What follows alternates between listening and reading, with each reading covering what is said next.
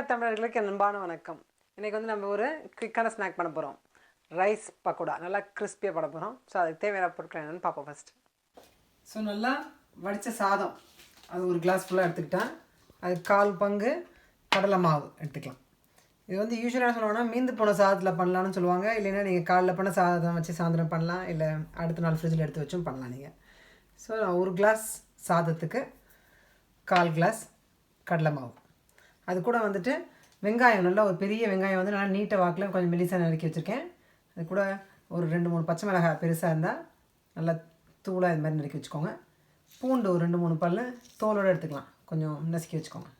அது கூட நல்லா முந்திரி பருப்பு போட நல்லாயிருக்கும். உங்கள் அது ஆப்ஷனல் தான், அதனால் வெண்ணெய் போட்டுக்கோங்க.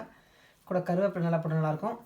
கூட வந்து வெண்ணெய் பட்டர் நல்லா ஒரு பெரிய டேபிள் ஸ்பூன் ஃபுல்லாக போட நல்லாயிருக்கும். தேவையான அளவுக்கு உப்பு, பொரிக்கிறதுக்கு எண்ணெய். ஸோ அவ்வளோதான் வேணும் நமக்கு.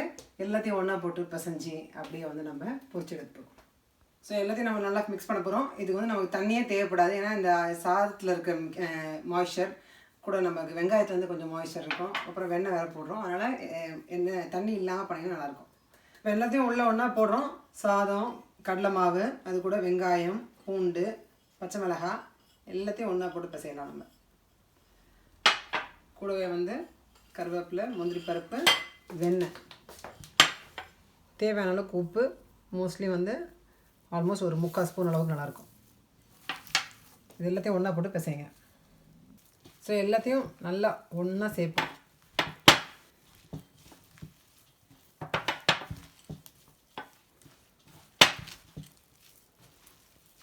ஸோ வந்து உங்கள் வீட்டில் சாதம் மீந்து போயிட்டால் நல்லா ஈஸியாக வந்து ஒரு நல்ல ஒரு ஸ்நாக் பண்ணலாம். அதுக்காக எக்ஸ்ட்ராவாக வடித்தோம் வந்து நம்ம இன்னும் டேஸ்ட்டாக இந்த பக்கோடா பண்ணுறதுக்காகவே வந்து நம்ம சாதம் எக்ஸ்ட்ராவாக வடிக்கலாம். ஸோ நல்லாயிருக்கும், இது நல்லா கிறிஸ்பியாக இருக்கும். எஸ்பெஷலி இந்த சம்மர் ஹாலிடேஸில் வந்து பசங்களுக்குலாம் நல்லா பண்ணி கொடுங்க. நம்ம வந்து நல்லா பிசைஞ்சாச்சு. இப்போது நான் எண்ணெய் காய வச்சுக்க போகிறேன். அப்படியே நம்ம பக்கோடா எப்பவுமே என்ன பண்ணணும்னா வந்துட்டு ஒரு ஷேப்பாக போடக்கூடாது, இப்படி லேசாக அப்படி பிடிச்சி அப்படி போட்டணும். அப்போ தான் வந்து நல்லா இர்ரெகுலர் ஷேப்பில் வந்து நல்லா கிறிஸ்பியாக வரும். அதனால் வேகணும். அதனால் வந்து ரொம்ப ஹை தீ வைக்காமல் ஓரளவுக்கு மீடியம் தீ வச்சு நல்லா உள்ளே வேக வச்சு எடுக்கணும் நம்ம. ஸோ இப்போ வந்து எண்ணெய் ஓரளவுக்கு நல்லா காஞ்சிச்சு. ஸோ நம்ம இப்போ பக்கோடாவை போடலாம். ஸோ என்ன பண்ணலாம்னா வந்து நல்லா பிசைஞ்சு வச்சுக்கோங்க. சாதம் நல்லா தெரியாத அளவுக்கு நல்லா பிசைஞ்சுக்கோங்க. ஸோ இந்த மாதிரி நம்ம ஓரளவுக்கு கொஞ்சம் கையில் எடுத்துகிட்டு கொஞ்சம் உதிரியாக போடணும்.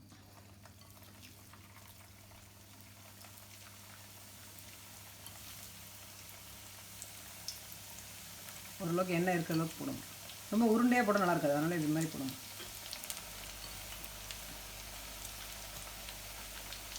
ஈஸியாக குயிக்காக நம்ம ஏதாவது நல்லா சாப்பிடணும் போல அதனால் டக்குன்னு ஒரு 5 மினிட்ஸில் ஆக்சுவலாக பண்ணிடலாம். வெறும் வெங்காயம் வந்து நல்லா நறுக்கிறதுக்கும் பச்சை மிளகாய் பொடியை நறுக்கிறதுக்கு கொஞ்சம் டைம் ஆகும், அவ்வளோதான். அது பண்ணிவிட்டா நம்ம மொத்தமாக மிக்ஸ் பண்ணிட்டு இருக்கிறோம் 5 மினிட்ஸ் தான்.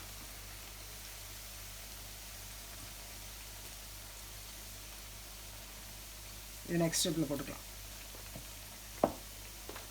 ஸோ இப்போ நல்லா பார்த்தீங்கன்னா வந்துட்டு பொன்னிறமாக ஆகிட்டு வருது. ஆனால் கூட இந்த பபுள்ஸ்லாம் இருக்குல்ல, ஸோ இந்த பபுள்ஸ்லாம் ஓரளவுக்கு அடங்குற அளவுக்கு நம்ம நல்லா போட்டு அதை பொரிச்சு எடுத்தால் நல்லா கிறிஸ்பியாக வரும்.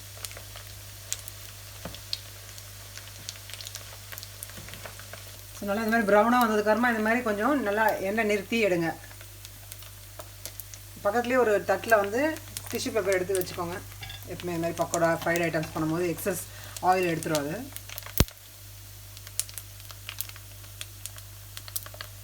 நல்லா பார்க்குறதுக்கு நார்மல் பக்கோடா மாதிரியே இருக்கும் பாருங்கள்.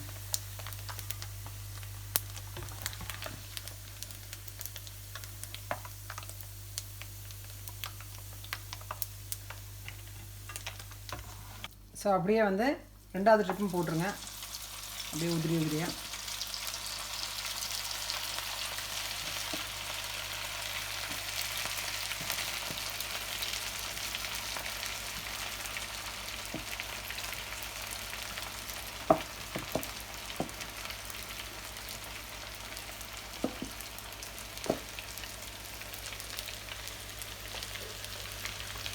ஸோ இப்போ வந்து நம்மளுடைய 2வது ட்ரிப்பும் ஆகிடுச்சு. அதையும் நம்ம ஃபில்டர் பண்ணி எடுத்துடலாம்.